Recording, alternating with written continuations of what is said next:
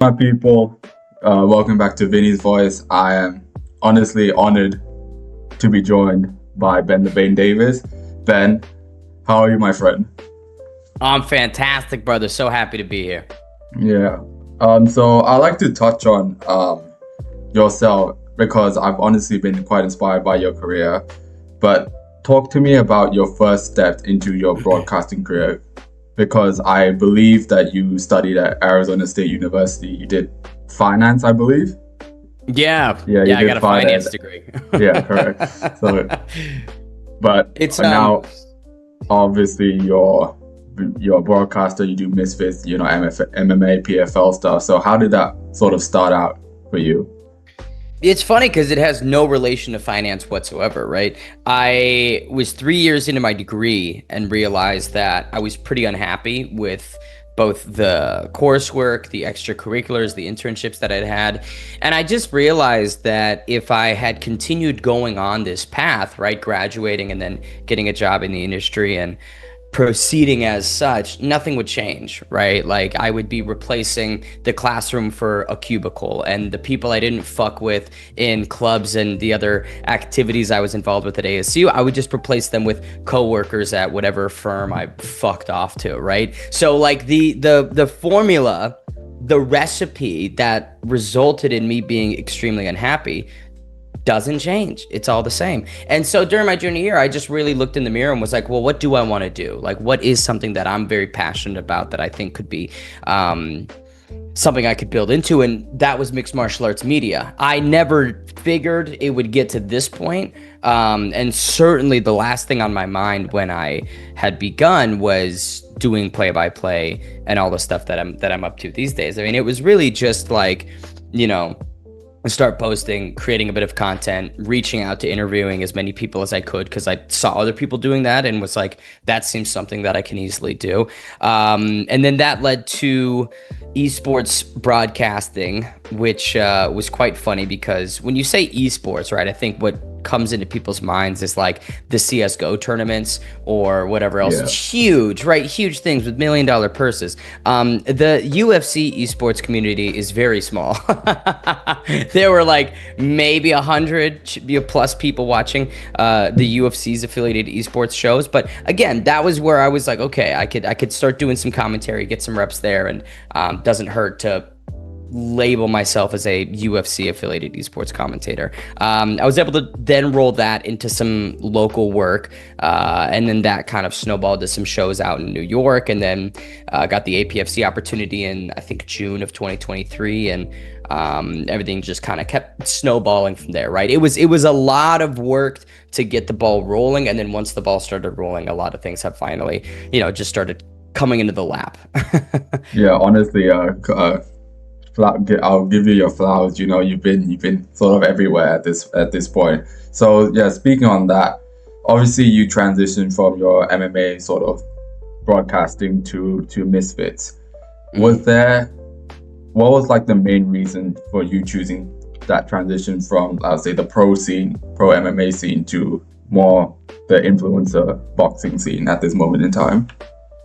I would say it's almost less of a transition, more of an addition, right? I still obviously do a lot of the mixed martial arts work, and it was just a different vertical to hop into. I love boxing, and I think that Misfits is doing something really spectacular, and I'm always looking to become the best broadcaster I can be. And so when I got the opportunity to fight Gabe, the big motivation and driving point was, hey, I am gonna get fucked up in this fight probably, but let me just make it clear to everybody that the broadcasting is really where I think I can add the most value, because it's a big organization on a big streaming platform, and I'm always hungry to try and keep reaching up to the next rung on the ladder.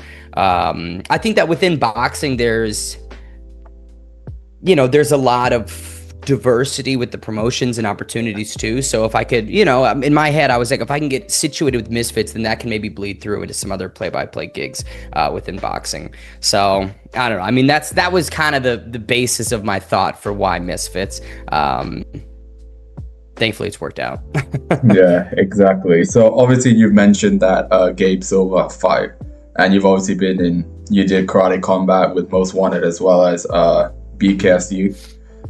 So being actually in the ring, has that sort of changed your perspective and changed the way that you commentate fights as a whole? I think that there's a level of understanding I have when it comes to the fight game that most people don't.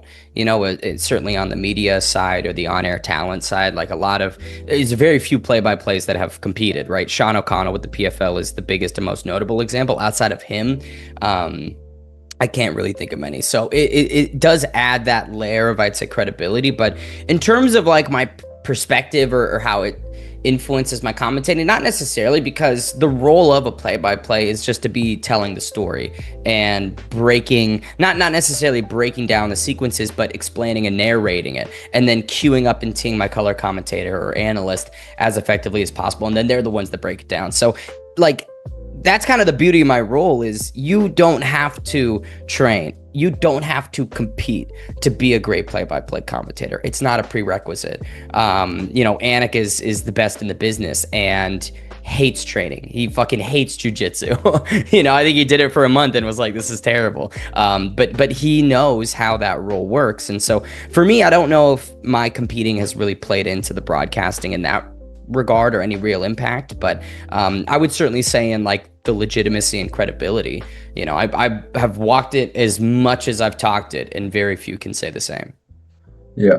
So obviously, you being from America and Misfits being a UK-based company, what I'm trying to say is, for Misfits to expand to an American audience, what do you think like they should do in order to make sure that they're successful in doing so? Because obviously the UK and America, like America is massive, so it's very hard to break into that sort of American audience, whereas the UK, they're quite close-knit, quite together. So as an American yourself and being a part of the Misfits team for a good amount of time now, what do you think is the best point of action in order to build Misfits in America? It's a great question. And I think that we've maybe struggled at times to really stick the landing on our American shows. That's where we've seen some of the biggest problems. And I would say, to your point, the cognitive dissonance between the UK and the States. The fan base is clearly in one country and very developing in the other. So I would say that the best suggestion have made is collaborating with existing promotions inside the States that have their own built-in audiences. So we don't really have to be super concerned about filling out a 5,000 seat arena if we're going to be linking up with a show that does that consistently. And we're sort of maybe the prelims, or we have fights sprinkled throughout the card, and it's this partnership and maybe us versus them or something in that realm. Like, I think you can gamify and gimmick this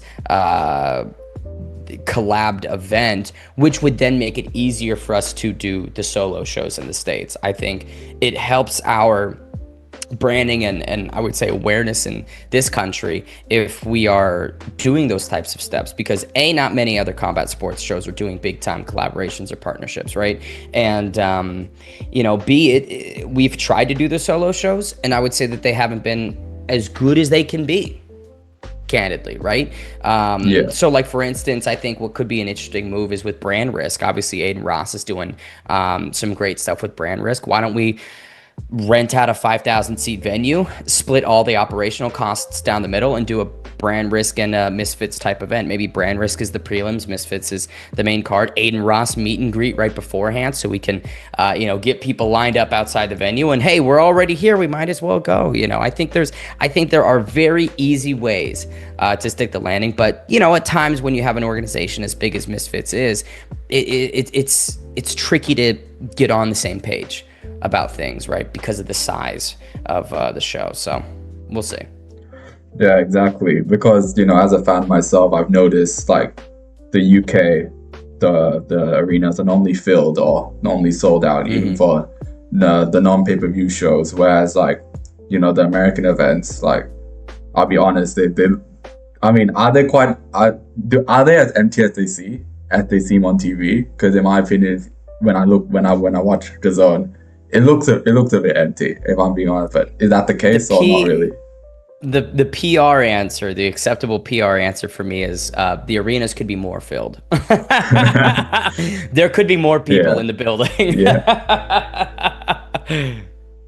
yeah, yeah. That's what I noticed. But obviously, you being a part of this Misfits family for so long, and you being with Roundhouse and BL, did you expect to form these sort of like friendships and bonds between people and Misfits when you first joined the company? No, I mean, I was just kind of in a different, pool that I'd never swam in before. So I didn't really know many people. And to your point, there's been so many amazing individuals I've had the chance to work with and really get to know. Me and BL, we were approached at the beginning of last year. Honestly, it might have been December 2023 where Mams had initially pitched like, hey, we want to do this news show on the YouTube channel. Would you guys want to do it? You'll work with BL, that guy from the event. I was like, oh yeah, I've think I've met BL, sure. And so that's really, the whole Misfits news thing came out of that conversation. And initially, right, the pitch from Mams to us was it was going to be a daily news show, which is kind of fucking insane because there's not enough news. there's barely enough news sometimes to do it once a week, right? If we were doing it every day, that would be ridiculous. But like through that project, me and BL have gotten very close, and Riley Osborne, Roundhouse Radio. Him and I have such an amazing time during these fight weeks, and during the broadcasts, he's a truly terrific color commentator. And I think the chemistry and the flow that we've built up over the year and change that we've been doing events, I think is palpable, right? When it's just me and Riley, or me, Riley, and someone who isn't fucking up the flow in the booth, then it is very good. And I'm very pleased with the commentary in those fights. Sometimes we get wrenches thrown at us. Sometimes people commentate in ways that kind of bring down the experience. That happens. But no, I mean, everybody is great from Misfits, and I am lucky enough to have made some really great buds throughout this experience. Oh, that's honestly very cool to hear. So obviously you do a lot of Misfits commentary. I have to ask this question. Is there like a pre-game routine that you go through before each event, or is it just like kind of like, oh, whatever happens on the day, I'll just be ready no matter what? It's kind of just be ready no matter what. I don't have any ritual. I don't have any, backstage. I clap 3 times or do a backflip or anything. I just, I will say, like, the couple things that I bring with me to the venue, I always make sure that I try and have a bottle of honey. So this is a little broadcasting trick, a musical theater trick. If you just have a shit ton of honey and you're squirting it down your throat the entire time, it's going to coat your throat. It's going to allow you to project further. It's going to have some richer sound, some richer tone to your voice. And so I always make sure I've got a bottle of honey. And people have like laughed at me many times where I'll like set up all my stuff and then I just have my honey. They're like, what the fuck is that? I'm like, watch. But it truly, yeah, that's crucial. Obviously my laptop with my notes, that's always something I set up next to our little headset box. But no, I mean, it's at this point just roll up and get it done. I think that there were a lot of nerves in the beginning with Misfits because it's such a big show and there is a high bar for what we strive for. But at this point, I'm just more so excited about the action that's going to play out and being a part of it than any nerves or anxiety. Yeah, that's really good to hear. If you don't mind me asking, obviously earlier this year you did take a sort of break off social media. I'd like to know, like, how important was that for you, sort of mentally, emotionally, and spiritually, in order to, like, I don't know, maybe like have a break from that sort of constant limelight, that constant grind. Was that, how was that for you in general? Was good. I think it's important to disconnect. It's very easy in today's world to get sucked into your screens, and sometimes you're just doom scrolling and you're in this echo chamber of thought and ideas and negative rhetoric, and I don't think that that's healthy. I think that myself at times I've had a bit of an unhealthy connection with either social media or my devices, and so the opportunity to just get away from it all was really nice. It was a good break. And now we're right back at the phone addiction, and nothing's changed. But it was good. I think that everybody could do with less screen time, more in person, right? Oh, so was it just mainly because you just wanted that break from the screen, would you say? Or were there other, I mean, you don't have to go into detail, but were there other sort of factors involved, would you No, say? yeah, it was purely just social media, and I Okay. felt bad because, like, I think some people really thought that I was going through a challenging time or was in a difficult spot, which wasn't necessarily true. I was fine. I figured that it would be helpful to make um, some explanation for my absence than just ghost out of nowhere. And then Yeah, a for month sure. from then, people were like, "Well, where the fuck did he go?" I'm like, "Well, I answered those questions.